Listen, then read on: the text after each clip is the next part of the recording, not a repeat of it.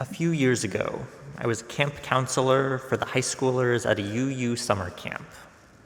There was a nightly worship, and it was always youth-led.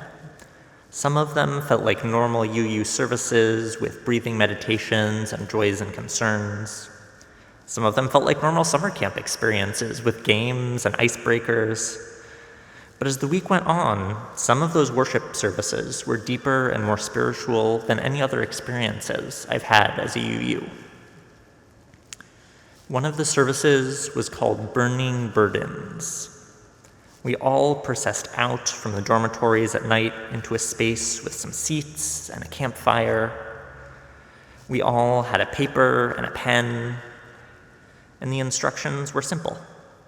Write down a burden on your paper, and when you were ready, simply walk up to the fire and throw the paper with your burden in, burning up your obstacle or whatever you were carrying with you.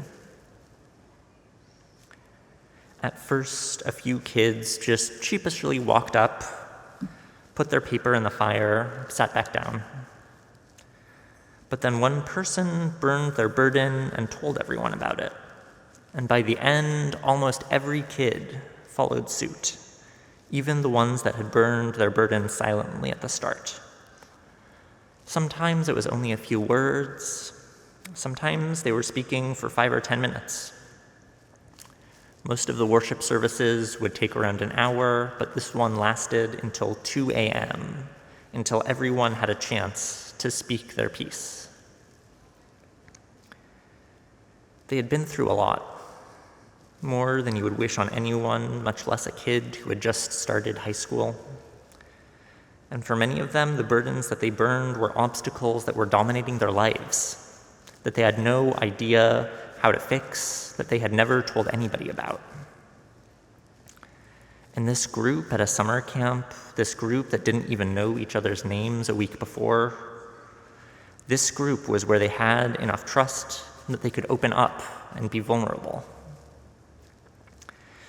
And after they were vulnerable, this group was a support network. They reminded each other of hope.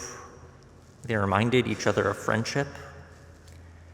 And even if they didn't do anything different after that night, when they were throwing their burdens into the fire, they heard each other. Fire is a powerful metaphor. In this worship and burning burdens, fire represented catharsis and cleansing, burning away the parts of ourselves that we don't need anymore, so that we can be more pure, more whole, so that we have room to grow. But that isn't all. Fire can be a beacon on a hill to light the way out of a dark situation. It can be a community gathering place with s'mores and songs. It can be safety. And it did bring change. The next day, some of the kids talked to their parents about their burdens. Some of the kids were able to get help. And some of them just felt better and more free after casting their burdens into the fire.